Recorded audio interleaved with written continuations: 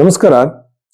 ನೋಡಿ, ರಾಶಿ ಫಲವನ್ನ ನೋಡೋದಕ್ಕಿಂತ ಮುಂಚೆ ನೀವು ತಿಳ್ಕೊಬೇಕಾಗಿರುವಂತದ್ದು, ಒಂದೇ ರಾಶಿಯಲ್ಲಿ ಲಕ್ಷಾಂತರ ಜನ ಹುಟ್ಟಿರ್ತಾರೆ, ಒಂದೇ ನಕ್ಷತ್ರದಲ್ಲಿ ಹುಟ್ಟಿರ್ತಾರೆ, ಒಂದೇ ನಂಬರ್ ಅಲ್ಲಿ ಹುಟ್ಟಿರ್ತಾರೆ. ಹಾಗಿದ್ಮೇಲೆ ನಿಮ್ಮ ಭವಿಷ್ಯವನ್ನು ತಿಳ್ಕೊಳ್ಳೋಕೆ ಒಳ್ಳೆಯ ಮಾರ್ಗ ಯಾವುದು? ವೇದಿಕ್ ಅಸ್ಟ್ರಾಲಜಿ ಬಂದೆ. ಬಟ್ ಇಲ್ಲಿ ಏನ್ ಮಾಡ್ತೀವಿ, ನೀವು ಕೊಟ್ಟಿರೋ ಬರ್ತ್ ಟೈಮು ಡೇಟ್ನೇ ಹಾಕ್ತಾರೆ. ನಿಮ್ಮ ಬರ್ತ್ ಟೈಮ್ ಸರಿ ಇದೆ ಇಲ್ವಾ ಅಂತ ಯಾರು ಕೂಡ ಯೋಚನೆ ಮಾಡಲ್ಲ. ಯಾವ ಜ್ಯೋತಿಷರು ತಲೆ ಕೆಡಿಸ್ಕೊಳ್ಳಲ್ಲ. ಬಟ್ ಭೈರವಿ ಆಸ್ಟ್ರೋದಲ್ಲಿ ನಾವೇನ್ ಮಾಡ್ತೀವಿ, ನಿಮ್ಮ ಹಸ್ತರೇಖೆಗಳನ್ನ ಜಾತಕವನ್ನ ಎರಡು ಕೂಡ ಕಂಬೈನ್ ಮಾಡಿ ಪ್ರಶ್ನೆ ಶಾಸ್ತ್ರದಲ್ಲಿ ನೋಡ್ತೀವಿ. ಅಂದ್ರೆ ನಿಮಗೆ ಮದುವೆ ಆಗತ್ತೆ ಅನ್ನೋದಾದ್ರೆ ಜಾತಕದಲ್ಲಿ, ಹಸ್ತ ಸಾಮುದ್ರಿಕೆಯಲ್ಲಿ, ಪ್ರಶ್ನೆ ಕುಂಡಲಿಯಲ್ಲಿ ಮೂರಲ್ಲೂ ಕೂಡ ಕಂಬೈನ್ ಆಗಿ ಒಂದೇ ಇವೆಂಟ್ ಮ್ಯಾಚ್ ಆಗ್ಬೇಕು. ಆಗ ನಾವು ಹೇಳುವಂಥದ್ದು ನಿಮ್ಗೆ ನಿಜ ಆಗತ್ತೆ. ಇಲ್ಲ ಅಂತಂದ್ರೆ ಜ್ಯೋತಿಷರು ಹೇಳಿದ್ದು ನಿಜ ಆಗೋದಿಲ್ಲ, ಸುಳ್ಳು ಅನ್ನೋ ನಂಬಿಕೆ ಬರುತ್ತೆ, ಜ್ಯೋತಿಷದ ಮೇಲೆ ನಂಬಿಕೆ ಹೋಗ್ಬಿಡುತ್ತೆ. ಹಾಗಾಗಿ ಭೈರವಿ ಆಸ್ಟ್ರೋದಲ್ಲಿ ಮಾತ್ರ ಎಕ್ಸ್ಪರ್ಟ್ ಅಸ್ಟ್ರಾಲಜರ್ಗಳ ಟೀಮ್ ನಿಮ್ಮ ಜಾತಕವನ್ನ ಈ ಒಂದು ರೂಪದಲ್ಲಿ ನೋಡುತ್ತೆ.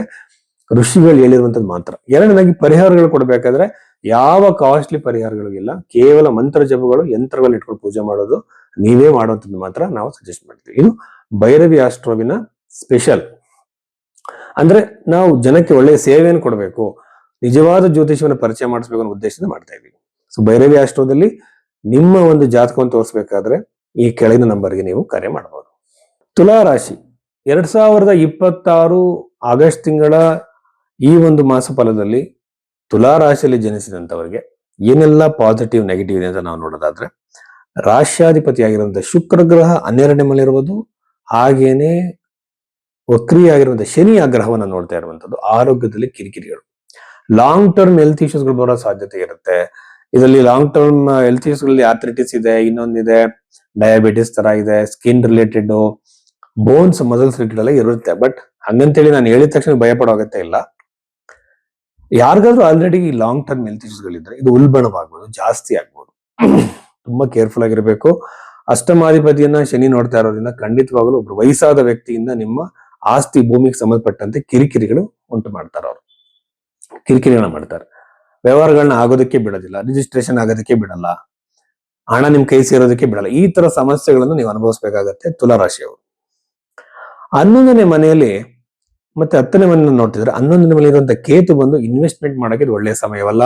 ಇನ್ವೆಸ್ಟ್ಮೆಂಟ್ ಅಲ್ಲಿ ಲಾಸ್ ಆಗುತ್ತೆ. ಆಲ್ರೆಡಿ ಮಾಡಿದ್ರೆ ಹಾಗೇ ನಡ್ಕೊಂಡು ಹೋಗ್ಲಿ. ಹೊಸದಾಗಿ ಇನ್ವೆಸ್ಟ್ಮೆಂಟ್ ಮಾಡೋದು, ಹೊಸ ಬಿಸ್ನೆಸ್ ಮಾಡೋದು, ಮಾಡ್ತಿರೋ ಬಿಸ್ನೆಸ್ ನ ಎಕ್ಸ್ಪ್ಯಾಂಡ್ ಮಾಡಕ್ ಹೋಗೋದು, ಬ್ರಾಂಚಸ್ ಗಳನ್ನ ಮಾಡಕ್ ಹೋಗೋದನ್ನ ಕಡಿಮೆ ಮಾಡಿ. ಈಗ ರಾಶಿಯಿಂದ ಅಷ್ಟಮ ಭಾವದಲ್ಲಿರುವಂತಹ ಕುಜಗ್ರಹ ಬಂದು ಸಪ್ತಮಾಧಿಪತಿ ಅಷ್ಟಮಕ್ಕೆ ಹೋಗಬಾರದು. ಇದರಿಂದ ಮ್ಯಾರಿಟಲ್ ಲೈಫ್ ಅಲ್ಲಿ ಇಶ್ಯೂಸ್ ಆಗುತ್ತೆ. ಕಿರಿಕಿರಿ, ಜಗಳ, ಮನಸ್ತಾಪಗಳು, ದೂರ ಆಗುವಂಥದ್ದು, ಅನವಶ್ಯಕ ನಿಮ್ಮ ಮೇಲೆ ಕೇಸ್ಗಳು, ಅನವಶ್ಯಕ ಕಾನೂನು ಕ್ರಮಗಳು, ನಿಮಗೆ ನೋವಾಗುವಂತ ಘಟನೆಗಳು, ಸಣ್ಣ ಪುಟ್ಟ ಏಟು ಬೀಳುವಂಥದ್ದು. ಬಹಳ ಕೇರ್ಫುಲ್ ಆಗಿ ವೆಹಿಕಲ್ ನ ಡ್ರೈವ್ ಮಾಡ್ಬೇಕಾಗತ್ತೆ. ಇವೆಲ್ಲ ಸಾಧ್ಯತೆಗಳು ತುಲಾರಾಶಿ ಅವರಿಗಿದೆ.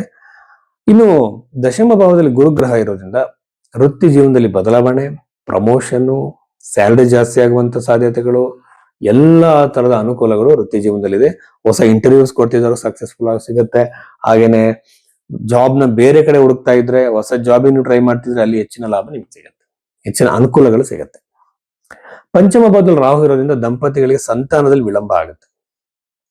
ಇದಕ್ಕೋಸ್ಕರ ನೀವು ಸಂತಾನ ಗೋಪಾಲ ಜಪವನ್ನ ಭೈರವಿ ಆಶ್ರಮದಲ್ಲಿ ಬುಕ್ ಮಾಡಿ, ಒಂದು ದಿನಕ್ಕೆ 100 ರೂಪಾಯಿ ಅಷ್ಟೇ, 48 ದಿನಕ್ಕೆ ನೀವು ಜಪಗಳನ್ನ ಮಾಡಿಸ್ಬೋದು. ನಮ್ಮಲ್ಲಿ ಮಾಡ್ತಾರೆ. ಇದರಿಂದ ಬಹಳ ಅನುಕೂಲವಾಗುತ್ತೆ. ಒಂದು ಯಂತ್ರವನ್ನು ಕೂಡ ಕೊಡ್ತಾರೆ ನಮ್ಮಲ್ಲಿ. ಇದು ಬಂದು ಎಫೆಕ್ಟಿವ್. ಇದು ಬಿಟ್ಟು ದೊಡ್ಡ ದೊಡ್ಡ ಕಾಸ್ಟ್ಲಿ ಪೂಜೆಗಳು ಮಾಡಿಸುವಂತ ಅಗತ್ಯ ಏನಿರಲ್ಲ. ಇದು ತುಲಾರಾಶಿಯಲ್ಲಿ ಜನಿಸಿದಂತವರಿಗೆ ಪ್ರಾಪರ್ಟಿ ಖರೀದಿ ಆಗುವಂತ ಯೋಗ, ಗೃಹ ನಿರ್ಮಾಣದ ಯೋಗ, ಕಟ್ಟಿರೋ ಮನೆ ತಗೊಳ್ಳೋ ಯೋಗಗಳು ಅತಿ ಹೆಚ್ಚಾಗಿ ನಡೀತಿರೋದ್ರಿಂದ ವಿತೌಟ್ ಎನಿ ಇಶ್ಯೂಸ್, ಇನ್ನೊಂದು ಲೀಗಲ್ ಸಿಗದಿರುವಂತದ್ದು, ಬ್ಯಾಂಕ್ ಅಲ್ಲಿ ನಿಮಗೆ ಲೋನ್ ಸಿಗದ, ಇದ್ಯಾವ ಸಮಸ್ಯೆ ಇಲ್ಲದೆ ಈಸಿಯಾಗಿ ಪ್ರಾಪರ್ಟಿ ಖರೀದಿ ಆಗುತ್ತೆ. ಸೊ ಇಷ್ಟು ವಿಚಾರಗಳು ತುಲಾ ರಾಶಿಯಲ್ಲಿ ಜನಿಸಿದಂತವರಿಗೆ.